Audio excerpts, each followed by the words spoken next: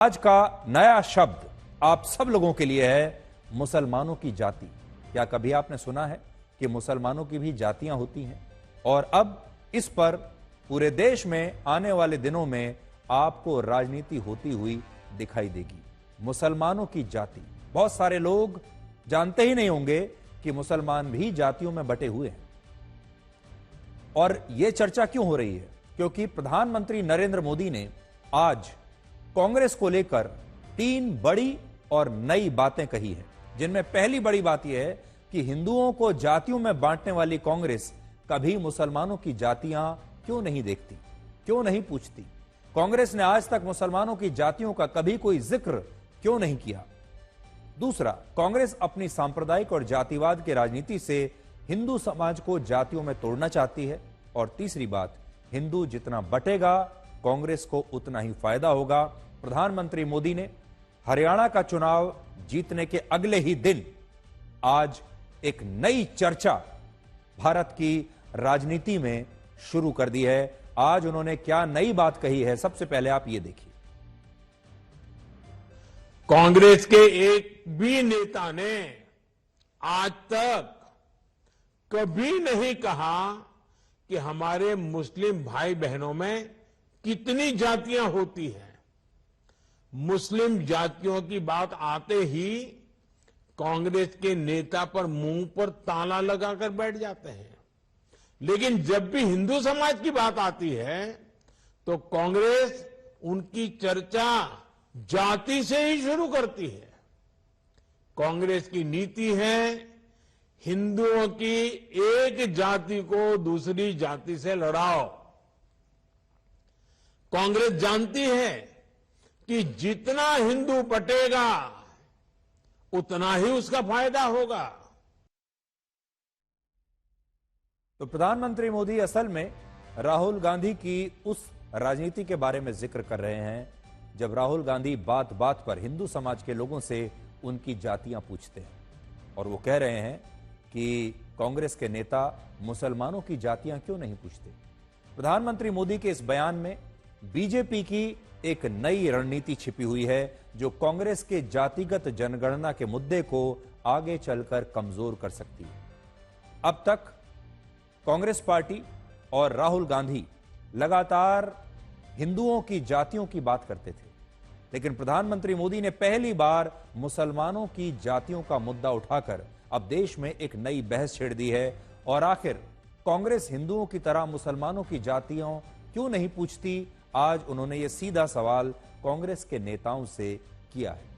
आप में से भी ज्यादातर लोग ये कहेंगे कि हमें तो पता ही नहीं था कि मुसलमानों के समाज में भी जातियां होती हैं। और ज्यादातर लोग यही मानते हैं कि हिंदू धर्म की तरह इस्लाम में जातियां और जातियों के आधार पर भेदभाव नहीं होता। लेकिन हकीकत यह है कि भारत का जो मुस्लिम समाज है वो भी कई जातियों में बटा हुआ है और यह जाति व्यवस्था काफी हद तक वैसी ही है जैसी व्यवस्था हिंदू धर्म में होती है। इस्लाम धर्म में 2 संप्रदाय हैं, जिनमें एक है सुन्नी संप्रदाय और दूसरा है शिया संप्रदाय। और ये सभी मुसलमान मुख्य रूप से जातियों के 3 समूहों में बटे हुए हैं, जिनमें पहले समूह को अशराफ कहते हैं, दूसरे को अजलाफ कहते हैं और तीसरे को अरजाल कहते हैं। इनमें अशराफ समूह में सैयद, शेख, पठान और मुगल जैसी जातियां आती हैं और इन जातियों को मुसलमानों में अगड़ी या ऊंची जाति का दर्जा मिला हुआ है। और ये वो मुसलमान हैं जिनके वंशज बाहर से भारत में आए थे, जो आक्रमणकारी, आपको याद होगा आज से सैकड़ों वर्ष पहले, हजारों वर्ष पहले जो आक्रमणकारी मुसलमान बाहर से भारत में आ गए थे, जो दूसरे देशों से भारत में आए थे, ये उन मुसलमानों के वंशज हैं। इनमें सैयद जाति के मुसलमानों को पैगंबर मोहम्मद साहब का वंशज माना जाता है। शेख जाति के मुसलमानों को अरब के अल कुरैश कबीले का वंशज माना जाता है और पठान भी अफगानिस्तान के उच्च जाति के मुसलमान माने जाते हैं। तो यह पहला वर्ग है जो मुसलमानों में सबसे उच्च जाति का वर्ग माना जाता है, अगड़ी जाति जिसे आप कह सकते हैं। और इनमें से ज्यादातर लोग वही हैं जो बाहर से भारत में आए थे और भारत में बस गए। कुछ लोग वो भी हो सकते हैं जो भारत में उच्च जाति, ऊंची जातियों के जो लोग मुसलमान इस्लाम में कन्वर्ट हो गए थे, जिन्होंने अपना धर्म परिवर्तन कर लिया था, लेकिन वो हिंदुओं में उच्च जाति के लोग थे, वो भी, उनमें भी कुछ लोग ऐसे हैं जो इन उच्च जातियों में माने जाते हैं। तो ये है मुसलमानों की सबसे उच्च जाति, अगड़ी जाति।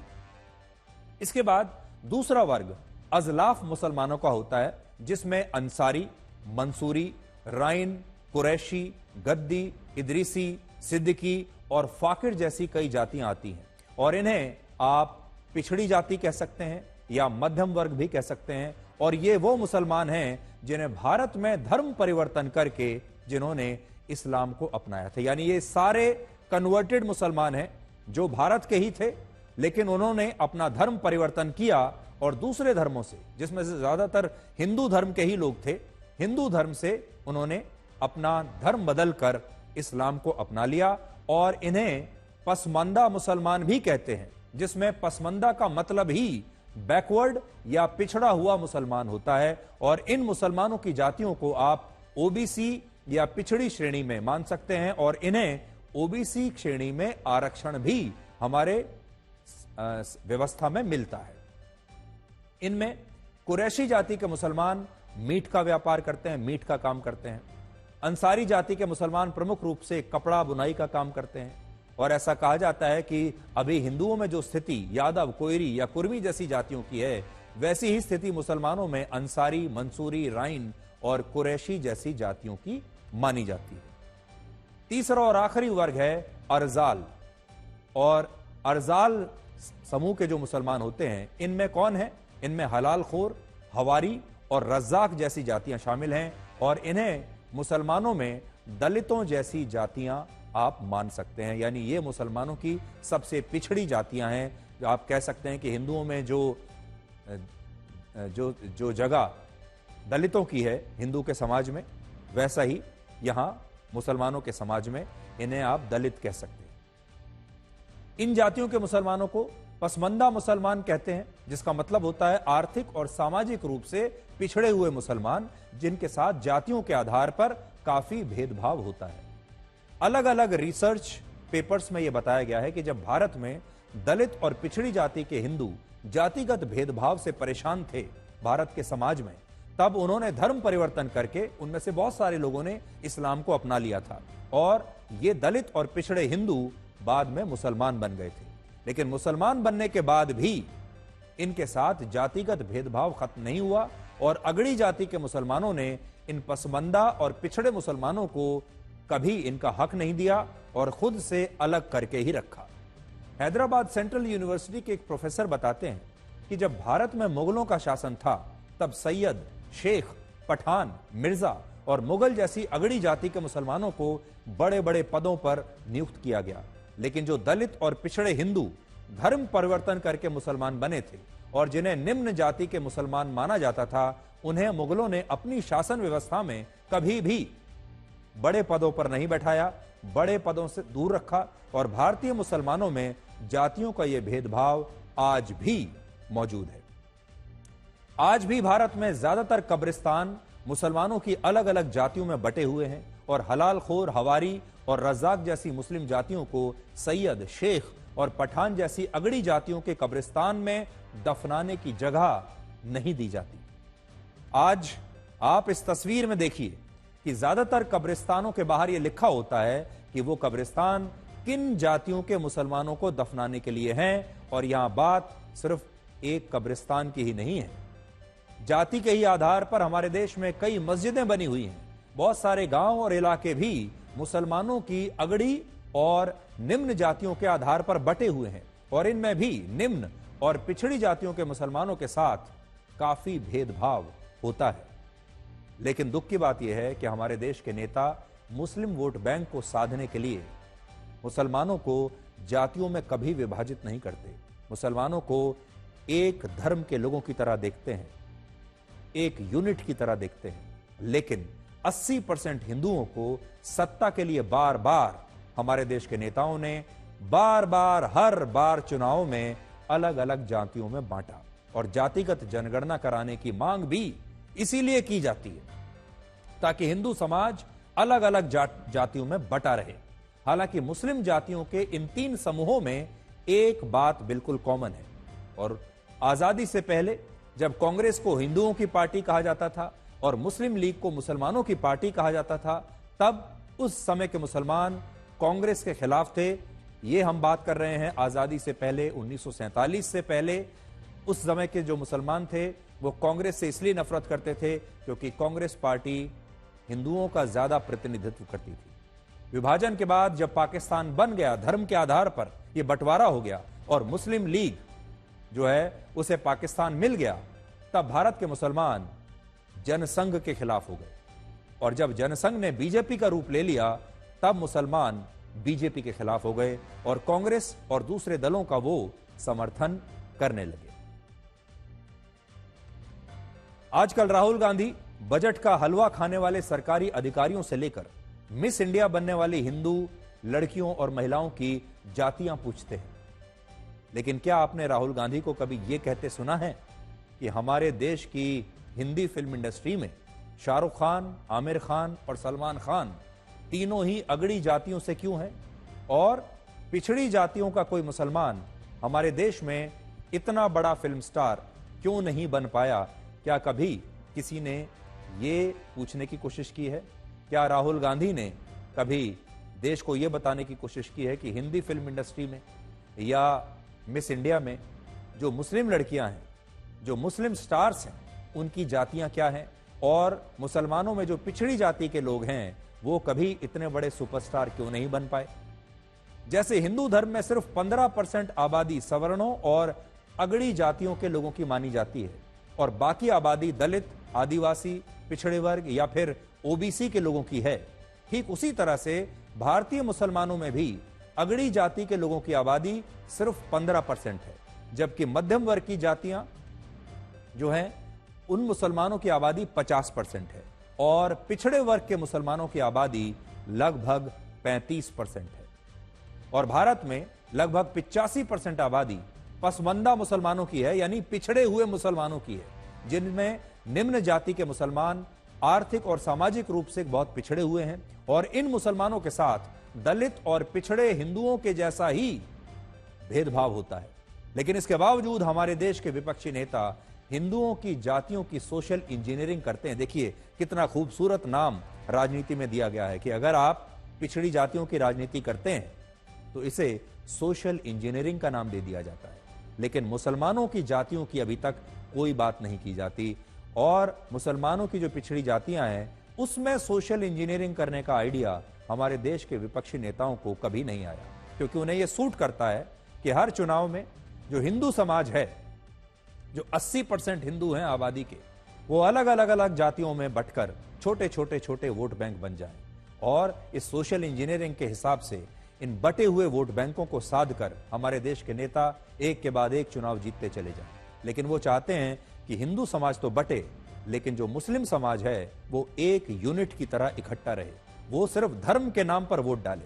इसलिए देखिए कितना बड़ा अंतर। अगर आज आप भी सोचेंगे कि नेता चाहते हैं कि जो हिंदू है वो तो अपनी जाति के आधार पर वोट डाले, लेकिन वो चाहते हैं कि जो मुसलमान है वो सिर्फ अपने धर्म के आधार पर वोट डाले, वो अपनी जाति के आधार पर वोट ना डाले।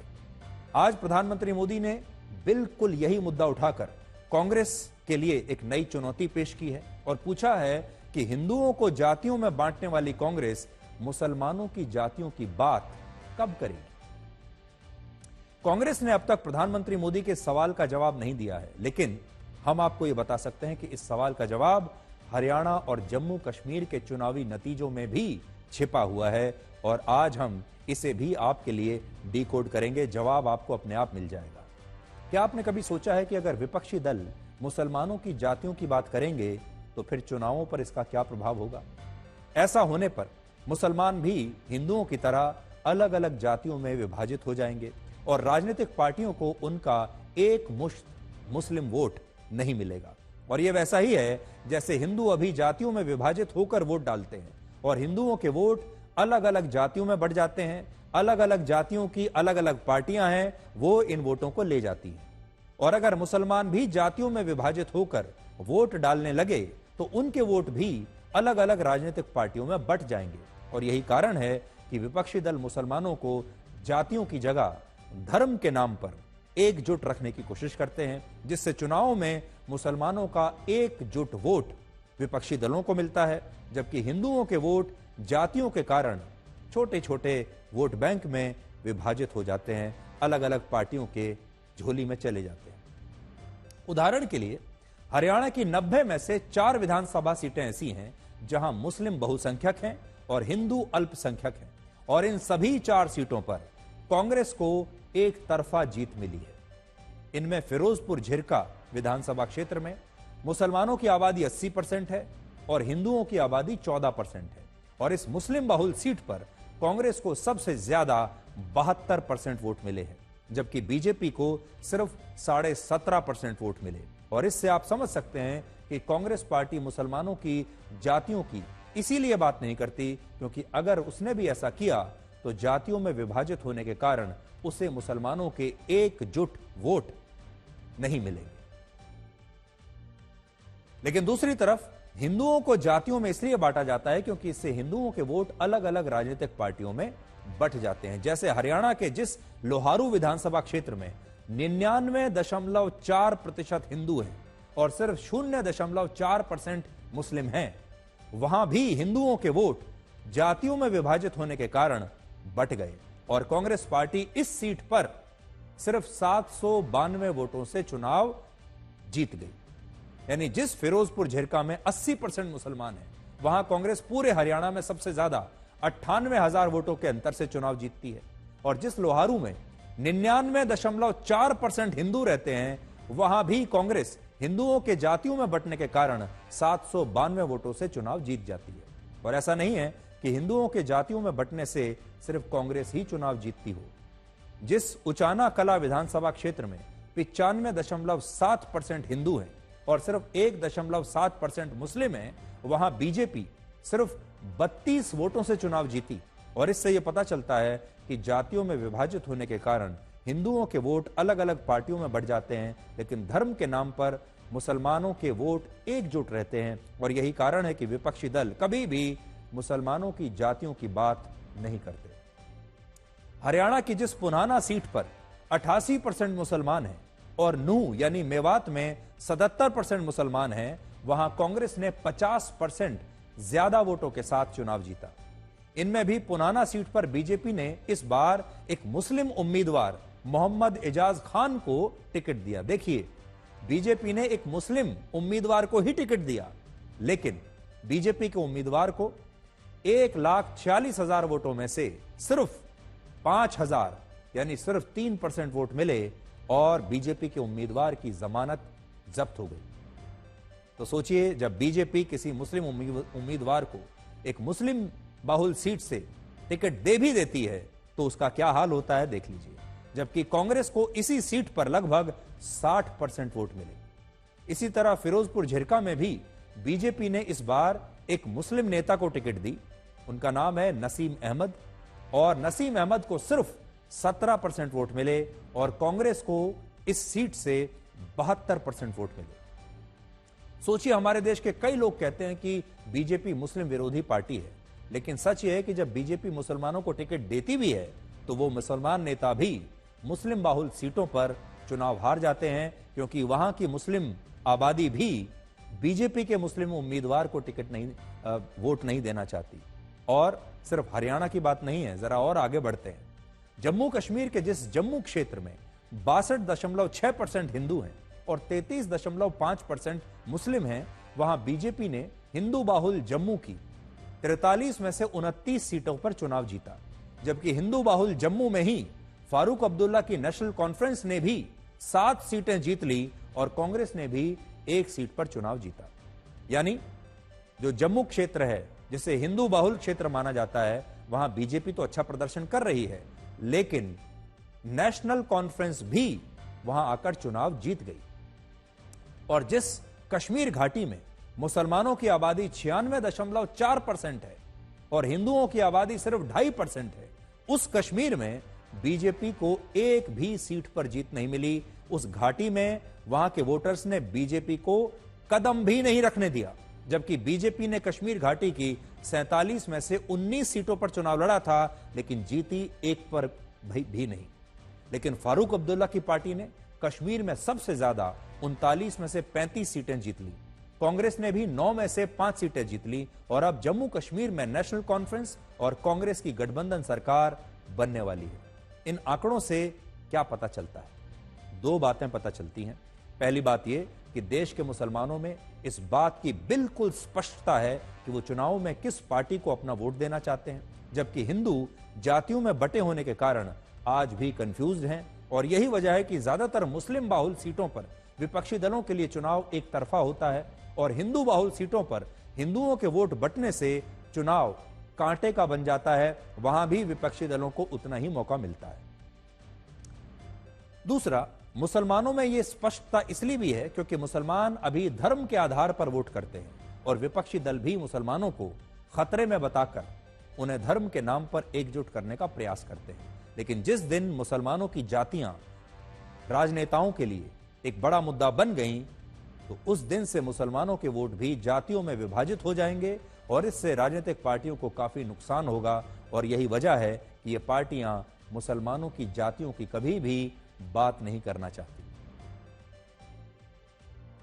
अब मोदी जी को समझ में आने लगा है कि देश में जागरूकता फैल रही है और धर्म के नाम पे जो मोदी जी राजनीति और राजनीतिक रोटियां सेकना चाहते थे, वो रोटियां अब पक नहीं रही हैं। तो अब मोदी जी चिंतित होने लग गए और ये कहना चालू कर दिया है उनने कि कांग्रेस हिंदुओं को बांट रही। अफसोस की बात है कि देश के प्रधानमंत्री देशवासियों को गुमराह करने से बाज नहीं आ रहे। वही प्रधानमंत्री जिन्होंने विदेशों में जाके ये कहा था कि मुझे शर्म आती है कि मैं हिंदुस्तान में पैदा हुआ। भारतीय जनता पार्टी का हिसाब तो यह है कि जिस तरीके से कोई चोरी करके पकड़ा न जाऊं, आगे वाले के लिए करता है इशारा करके चोर चोर चोर करके। तो इस तरीके से नफरत की राजनीति भाजपा करती है, नफरत फैलाने का काम वो करती है, समाज को तोड़ने का काम वो करती है और आरोप दूसरों पर लगा करके हल्ला दूसरे के खिलाफ मचाते हैं। आज आपको यह भी देखना चाहिए कि जम्मू कश्मीर के मुसलमानों ने कैसे बड़े बड़े अलगाववादी नेताओं की चुनावों में जमानत जब्त करवा दी। आतंकवादी अफजल गुरु के भाई एजाज अहमद गुरु ने कश्मीर की सोपोर सीट से चुनाव लड़ा था, लेकिन उसे नोटा से भी कम सिर्फ 129 वोट मिले और उसकी जमानत जब्त हो गई, जबकि सोपोर सीट पर 97.6% मुस्लिम वोटर्स ही हैं। इसी तरह टेरर फंडिंग के आरोप में गिरफ्तार हुए अलगाववादी नेता सर्जन बरकती ने कश्मीर की 2 सीटों से चुनाव लड़ा, जिनमें गांदरबल सीट पर उसे सिर्फ 438 वोट मिले और उसकी जमानत जब्त हो गई और बीरवा सीट पर उसे 12,000 वोट मिले और यह अलगाववादी नेता लगभग 8,000 वोटों से यहां भी चुनाव हार गया। इस बार जम्मू कश्मीर के प्रतिबंधित संगठन जमाते इस्लामी के भी 10 अलगाववादी नेताओं ने चुनाव लड़ा था, जिसमें से 8 की जमानत जब्त हो गई, जबकि ये सभी अलगाववादी नेता कश्मीर की मुस्लिम बाहुल सीटों से चुनाव लड़ रहे थे और इनमें सोपोर की सीट भी शामिल है, जहां से अलगाववादी नेता सैयद अली शाह गिलानी 3 बार विधायक चुने गए थे। लेकिन जमात के अलगाववादी उम्मीदवार को इस बार सोपोर में सिर्फ 406 वोट मिले। इसी तरह लोकसभा चुनाव में उमर अब्दुल्ला को हराने वाले राशिद इंजीनियर की पार्टी ने 36 सीटों पर चुनाव लड़ा था, जिनमें से 31 सीटों पर उनके उम्मीदवारों की जमानत जब्त हो गई और राशिद इंजीनियर के भाई शेख खुर्शीद ही इन चुनावों में अपनी सीट से जीत पाए। अब दोनों भाई जो हैं, एक संसद में है और एक विधानसभा में है। हालांकि राशिद इंजीनियर के सांसद बनने के बाद उनके भाई का विधायक बनना भी काफी हैरान करने वाली बात है, लेकिन अब दोनों भाई चुनाव जीत चुके हैं। एक ने विधानसभा का चुनाव जीता और एक ने लोकसभा का चुनाव जीता। इसके अलावा ऐसा भी नहीं है कि मुसलमान बीजेपी को बिल्कुल ही वोट नहीं देते। जम्मू की जिस किश्तवाड़ सीट पर मुस्लिम वोटर्स की संख्या 70% है, वहां बीजेपी की शगुन परिहार ने चुनाव जीता है और शगुन परिहार के पिता और चाचा को आतंकवादियों ने वर्ष 2018 में गोली मारकर उनकी हत्या कर दी थी। हालांकि उनकी जीत का अंतर सिर्फ 521 वोटों का ही रहा है, जिसका मतलब यह है कि उन्हें कुछ मुसलमानों ने अपना वोट जरूर दिया था, जिसकी वजह से वो इन चुनावों में जीत पाई। आज बहुत सारे लोग ये भी जानना चाहते हैं कि क्या जम्मू कश्मीर में नेशनल कॉन्फ्रेंस और कांग्रेस की सरकार बनने से अनुच्छेद 370 को बहाल किया जा सकता है। जम्मू कश्मीर के नए मुख्यमंत्री उमर अब्दुल्ला ने कहा है कि उनकी पार्टी अनुच्छेद 370 का समर्थन करती है और वो इसे जम्मू कश्मीर में फिर से लागू कराने का प्रयास करेंगे। हालांकि भारत का संविधान कहता है कि जम्मू कश्मीर की नई सरकार बिना केंद्र सरकार की सहमति के अनुच्छेद 370 को लागू नहीं करा सकती और अनुच्छेद 370 की वापसी अब तभी हो सकती है जब केंद्र सरकार में विपक्षी दलों की ऐसी सरकार बने जो इसके पक्ष में हो। मैंने ये नहीं कहा कि हम रेजोल्यूशन में 370 को वापस लाने की बात करेंगे, वो तो हमारी लंबी लड़ाई है। वो तो फारूक साहब ने कहा है इसमें कई साल लग सकते हैं, लेकिन मैंने पहले दिन से आपसे कहा कि अगर जम्मू कश्मीर के असेंबली को रेजोल्यूशन पास करना चाहिए, वो ये कहना चाहिए कि जम्मू कश्मीर के लोग 5 अगस्त के 2019 के फैसले में उनको शामिल नहीं किया गया था, उनकी राय हासिल नहीं की गई थी और वो उस फैसले के साथ नहीं है, तभी तो ये नतीजे आए। कहते हैं कि बुरे वक्त का आना भी जरूरी होता है, क्योंकि ये अपनों में छिपे हुए गैरों और गैरों में छिपे अपनों के बारे में आपको बताता है। और आज कांग्रेस के साथ भी यही हो रहा है।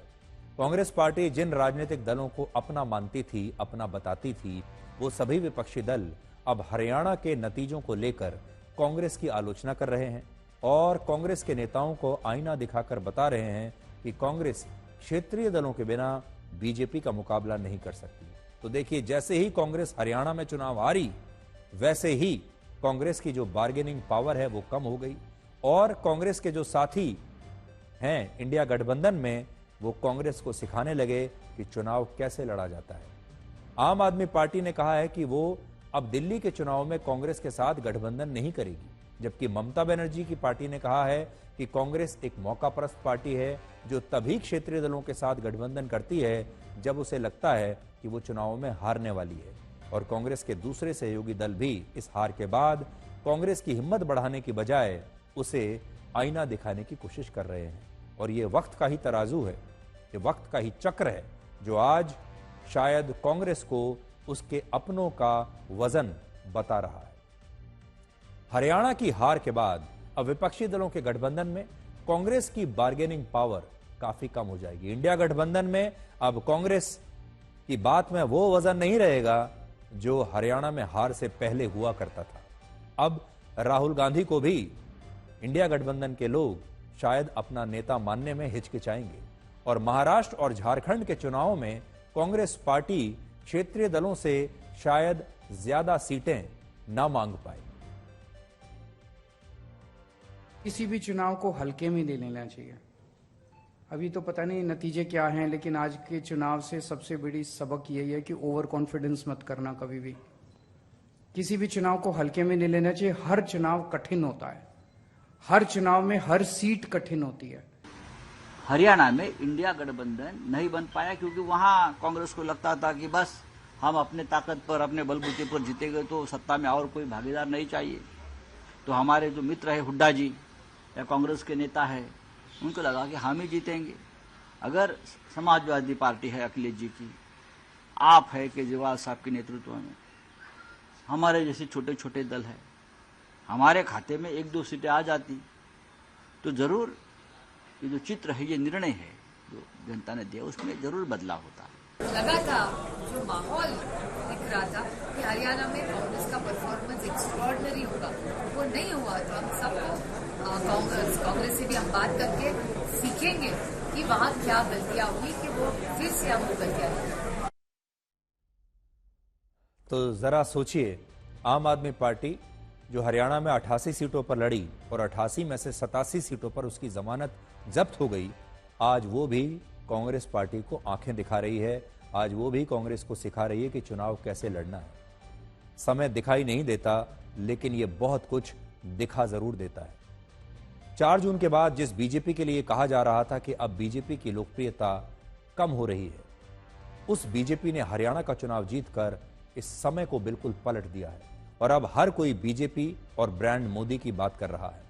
और जिस कांग्रेस पार्टी के लिए कहा जा रहा था कि अब उसे केंद्र में सरकार बनाने से कोई रोक नहीं सकता, अब तो राहुल गांधी प्रधानमंत्री बनकर ही रहेंगे, वही कांग्रेस अब हरियाणा का चुनाव हारकर बैकफुट पर आ गई है और इसके लिए समय पूरी तरह से बदल गया। और समय ऐसा ही होता है जो कभी एक जैसा नहीं रहता। और इसीलिए कहते हैं कि अपने अच्छे वक्त में कभी अहंकार नहीं करना चाहिए और अपने बुरे वक्त में कभी निराश नहीं होना चाहिए। बीजेपी तो अपने मुश्किल समय में निराश नहीं हुई और बीजेपी का शीर्ष नेतृत्व अंधेरे में नहीं गया, वो निराशा में नहीं डूबा, चुपचाप मेहनत करता रहा। लेकिन कांग्रेस के अति आत्मविश्वास ने उसे वहीं पहुंचा दिया जहां वो 4 जून से पहले खड़ी थी। अब आपको भारत की राजधानी दिल्ली में लाते हैं और आपको बताते हैं कि दिल्ली के पूर्व मुख्यमंत्री अरविंद केजरीवाल जिस सरकारी बंगले में रह रहे थे उसे पीडब्ल्यूडी ने आज सील कर दिया और दिल्ली के मौजूदा मुख्यमंत्री आतिशी का सामान इस सरकारी बंगले से निकाल कर बाहर फेंक दिया गया। आरोप है कि इस बंगले को विधिवत तरीके से पीडब्ल्यूडी को हैंडओवर नहीं किया गया था और उससे पहले ही मुख्यमंत्री आतिशी का सामान इस बंगले में पहुंच गया, जबकि यह बंगला आतिशी को अलॉट किया ही नहीं गया था और इस सरकारी आवास का मालिक है पीडब्ल्यूडी। ये जो सरकारी बंगला है दिल्ली के मुख्यमंत्री का, इसके मालिक अरविंद केजरीवाल नहीं है, इसके मालिक हैं पीडब्ल्यूडी सरकारी विभाग। घर खाली होने पर पीडब्ल्यूडी उसका कब्जा लेता है, यानी जब भी घर खाली किया जाता है कोई भी सरकारी आवास तो पीडब्ल्यूडी उसका पोजीशन लेता है, उसकी चाबी पीडब्ल्यूडी के पास होती है और फिर पीडब्ल्यूडी उसकी इन्वेंट्री बनाता है कि इस घर में क्या क्या सामान पहले लगा हुआ था, क्या क्या सामान अभी लगा हुआ है, उसकी पूरी इन्वेंट्री क्या है और उसके बाद घर किसी और को अलॉट किया जा सकता है। सवाल यह है कि क्या कोई मुख्यमंत्री कुर्सी से हटने के बाद अपनी पसंद के दूसरे मुख्यमंत्री को अपनी मर्जी से अपना सरकारी औपचारिक आवास सीधे डायरेक्टली सौंप सकता है? और मुख्यमंत्री का सरकारी आवास क्या मुख्यमंत्री की निजी संपत्ति है या यह सरकारी संपत्ति है? कुछ दिन पहले मुख्यमंत्री आवास का एक वीडियो जारी किया गया था जिसमें अरविंद केजरीवाल की पत्नी सुनीता केजरीवाल अपने सरकारी बंगले की चाबी एक अधिकारी को सौंपती हुई दिख रही हैं और दावा किया गया कि अरविंद केजरीवाल ने मुख्यमंत्री का सरकारी आवास खाली कर दिया है। वो बहुत महान नेता हैं और देखिए उन्होंने इस पद पर हटने से के बाद बिल्कुल भी समय नहीं लगाया और तुरंत ये सरकारी बंगला खाली करके चले गए। उसके वीडियो बनाए गए, वीडियो जारी किए गए और बताया गया कि केजरीवाल जी कितने महान नेता हैं और कैसे उन्होंने सरकारी बंगला खाली करके दिल्ली के लोगों के लिए बहुत बड़ा त्याग किया। लेकिन इसके बाद 6 अक्टूबर को पीडब्ल्यूडी के एक अधिकारी ने दिल्ली के मुख्यमंत्री के स्पेशल सेक्रेटरी को एक चिट्ठी लिखी और कहा कि इस बंगले की चाबी सौंपने के कुछ समय बाद ही वापस ले ली गई और बंगला पूरी तरह पीडब्ल्यूडी को हैंडओवर नहीं किया गया, यानी पहले चाबी सौंपी और फिर वापस ले ली। सूत्रों के मुताबिक जिस सरकारी आवास में अरविंद केजरीवाल रह रहे थे वो दिल्ली का आधिकारिक मुख्यमंत्री आवास है ही नहीं और इसका मालिक पीडब्ल्यूडी है और उसी के पास यह सरकारी बंगला आवंटित करने का पूरा अधिकार है। यह सरकारी बंगला मुख्यमंत्री आतिशी को अलॉट नहीं किया गया और अभी इस बंगले के कंस्ट्रक्शन को लेकर भी विजिलेंस डिपार्टमेंट की जांच चल रही है और ऐसे में मुख्यमंत्री आतिशी का सामान यहां कैसे पहुंच गया, जबकि आतिशी को पहले से ही एक सरकारी आवास मिला हुआ है। इसलिए उन्हें 2 घर 2 सरकारी मकान कैसे आवंटित हो सकते हैं? इसे आप इस तरह से समझिए कि कोई किराएदार मकान खाली करने से पहले मकान मालिक को चाबी सौंपता है और मकान मालिक ये देखता है कि उसके मकान की मौजूदा स्थिति क्या है ताकि किसी और को वो ये मकान किराए पर दे सके, लेकिन किराए पर देने से पहले मकान के बारे में उसे पूरी जानकारी रहे। अभी पीडब्ल्यूडी ने इस बंगले को सील कर दिया है और दिल्ली के विजिलेंस डिपार्टमेंट ने पीडब्ल्यूडी के 2 सेक्शन ऑफिसर्स और दिल्ली के मुख्यमंत्री के स्पेशल सेक्रेटरी को कारण बताओ नोटिस भी जारी कर दिया है। इससे पहले बीजेपी ने आरोप लगाया था कि अरविंद केजरीवाल ने मुख्यमंत्री आवास खाली नहीं किया है, सिर्फ एक वीडियो जारी करके खाली करने का नाटक किया है। आखिर केजरीवाल के पीडब्ल्यूडी अधिकारियों को झुकना पड़ा और हमारी मांग माननी पड़ी और सरकारी संपत्ति जनता के पैसे से बना हुआ शीश महल जिस पर अवैध कब्जा आम आदमी पार्टी ने किया था उसको सील किया गया। हम इस फैसले का स्वागत करते हैं। इसके साथ हम ये भी कहना चाहते हैं कि केजरीवाल की इस पूरे प्रकरण की जांच होनी चाहिए कि किस प्रकार पूर्व मुख्यमंत्री ने वर्तमान मुख्यमंत्री को अवैध रूप से कब्जा करवाया। इसके पीछे की साजिश क्या है? यह समय आप मेरे पीछे तस्वीरों में देख सकते हैं। मैं 6 फ्लैगस्टाफ रोड स्थित सिविल लाइंस वाला जो आतिशी मालिना जो दिल्ली के मुख्यमंत्री हैं उनके निवास के बाहर खड़ा हूं। किसी समय ये जो घर था दिल्ली के पूर्व मुख्यमंत्री अरविंद केजरीवाल का हुआ करता था, जो आज राजनीति के केंद्र में आ गया है। आज इस मामले में देखा गया कि मुख्यमंत्री आतिशी मालिना ने यह आरोप लगाया कि उनके घर को जबरन खाली करवाया गया है और उनका सीधा सीधा आरोप एलजी हाउस पर है और भारतीय जनता पार्टी पर है। आम आदमी पार्टी का कहना है कि पहली बार इतिहास में हुआ है कि किसी मुख्यमंत्री का घर ऐसे खाली करवाया गया है। वहीं दूसरी तरफ एलजी हाउस के सूत्रों का यह कहना है कि ये जो घर है ये पीडब्ल्यूडी की पोजीशन है और जब इस घर को खाली किया गया था तो इसकी चाबी पीडब्ल्यूडी को दी जानी थी। वो ना कर इस घर की जो चाबी है वो मुख्यमंत्री आतिशी मालिना को दी गई। उनका सीधा कहना है कि जो घर है सीएम के घर के बतौर अलॉट नहीं हुआ। आम आदमी पार्टी आरोप लगा रही है कि बीजेपी इस बंगले पर कब्जा करना चाहती है और दिल्ली के उपराज्यपाल के निर्देश पर मुख्यमंत्री आतिशी का सारा सामान इस सरकारी मुख्यमंत्री आवास से बाहर फेंक दिया गया है। लेकिन हमें सूत्रों से पता चला है कि इन्वेंट्री तैयार कर लेने के बाद ही ये सरकारी आवास किसी दूसरे नेता को अलॉट किया जाएगा। इससे पहले पीडब्ल्यूडी इस सरकारी बंगले की पूरी जांच करेगा, बंगले का सर्वे करेगा और इस बंगले में मौजूद जो भी सामान लगा हुआ है, जो सरकारी सामान है, उसकी पूरी सूची बनाई जाएगी और फिर पीडब्ल्यूडी के पास यह अधिकार है कि वो इसे अगले किसी नेता को या मुख्यमंत्री को अलॉट कर सके। एक पूर्व मुख्यमंत्री सीधे तौर पर दूसरे मुख्यमंत्री को, नए मुख्यमंत्री को सरकारी बंगला अलॉट नहीं कर सकता। सोचिए, पिछले 12 वर्षों में अरविंद केजरीवाल की राजनीति भी कितनी बदल गई है। जब वो राजनीति में नए नए आए थे तब वो कहते थे कि वो सरकारी बंगला और सरकारी गाड़ी कभी नहीं लेंगे, लेकिन आज एक महल जैसी सरकारी बंगले के लिए वो और उनकी पार्टी इतनी राजनीति कर रहे हैं। अब आपको यह बताएंगे कि क्या लेबनान दूसरा गाजा बनने वाला है।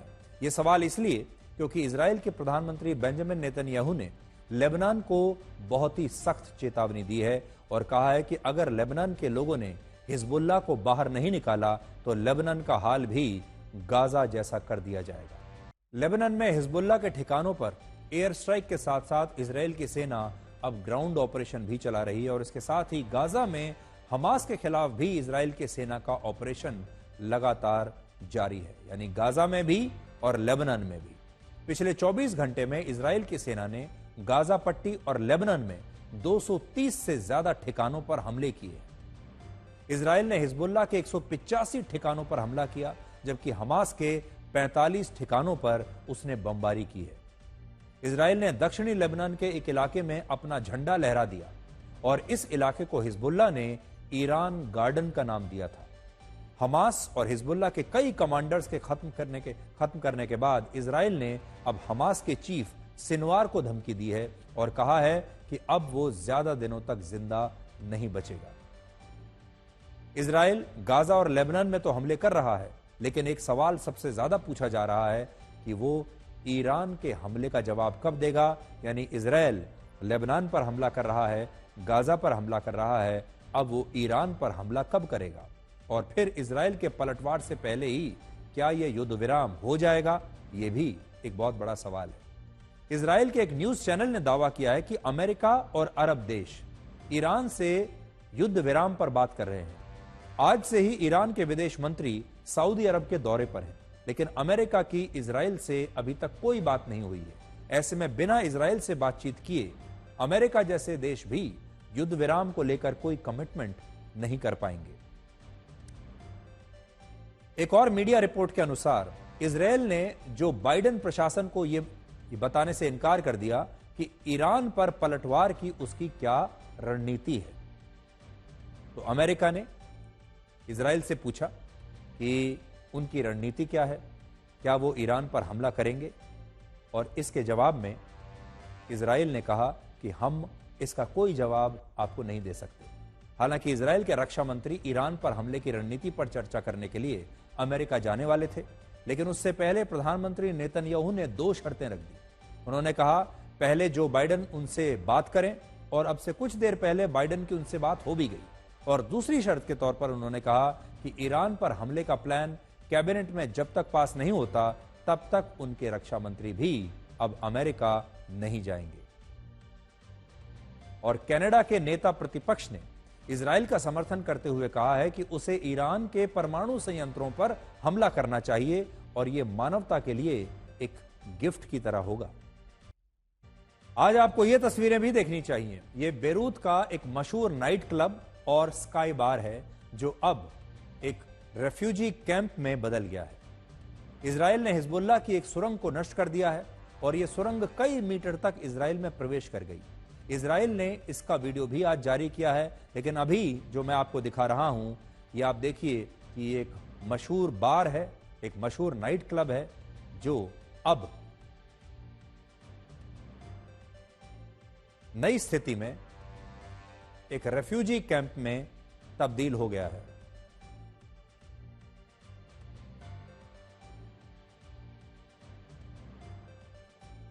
मेरे बगल में जो है ये आप देख रहे हैं मेडिटेरियन सी है।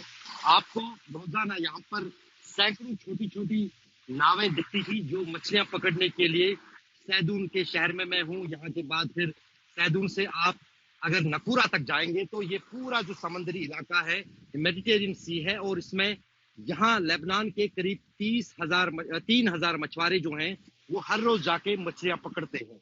लेकिन पिछले 3 दिन से लगातार इजरायली सेना की तरफ से आदेश जारी किया गया है लेबनान को, लेबनानी सेना को भी कहा गया है और मछुआरों को भी कहा गया है वो इस मेडिटेरियन सी में मछलियां पकड़ने के लिए ना जाएं और ना ही यहाँ पर नजर आए। यदि वो यहाँ इस मेडिटेरियन सी में जाते हैं तो उन पर हमला किया जाएगा। इजराइल के हमले का सबसे बड़ा असर लेबनान के लोगों पर भी पड़ा है। मैं अगर आपसे कहूं, मैं इस समय लेबनान और सीरिया के सीमा के बीचों बीच हूं। दरअसल नो मैंस लैंड है और ये वो इलाका है जहां पर इजराइल ने हमला किया था, राष्ट्रीय राजमार्ग को ही बाधित कर दिया था। वो इसलिए क्योंकि उसे लगता था सीरिया से लेबनान को, दरअसल दक्षिण लेबनान को समर्थन मिल रहा है, उस तक सामग्री, हथियार और बाकी चीज़ें पहुंच रही हैं। तो अब मैं आपको जो तस्वीरें दिखाने वाला हूं वो उस इलाके की हैं जहां पर इजराइल ने हमला किया था और सबसे पहला हमला इस इलाके पर जहां उसने पूरे राष्ट्रीय राजमार्ग को तोड़ दिया था। जिस तरफ आप मेरे पीछे देख रहे हैं यहाँ ठीक लेबनान की सीमा है और जिस पार मैं इस समय खड़ा हूँ यहाँ से सीरिया की सीमा शुरू होती है। बीच का ये पूरा रास्ता आप अगर देखेंगे तो यहाँ पर जो है एयर स्ट्राइक हुई थी, कई सारे गोले यहाँ दागे गए थे और उसके बाद आप देख पा रहे हैं कि 10 से 12 फीट का यहाँ पर गड्ढा हो चुका है ये पूरा इलाका। और इसके बाधित होने के बाद अब जो इस पार की गाड़ियाँ हैं वो यहाँ से होते हुए दूसरी तरफ अब नहीं आ सकती। और यहाँ पर आप देखेंगे 1 किलोमीटर लंबी गाड़ियों का काफिला है। रेड क्रॉस सोसाइटी के लोग हैं जो लोगों की मदद करने के लिए खड़े हैं। तो वहीं यहाँ की जो गाड़ियाँ हैं वो इस बड़े स्ट्राइक के बाद उस पार नहीं जा सकती। अब यहाँ पर बच्चे हैं, महिलाएं हैं, बुजुर्ग, हर कोई आ रहा है और ज़्यादातर लोग हैं जो जान बचाकर खौफ के कारण लेबनान छोड़ करके जा रहे हैं। लेबनान और जो सिर फिरे होते हैं वही इतिहास लिखते हैं, क्योंकि समझदार लोग तो सिर्फ उनके बारे में पढ़ते हैं।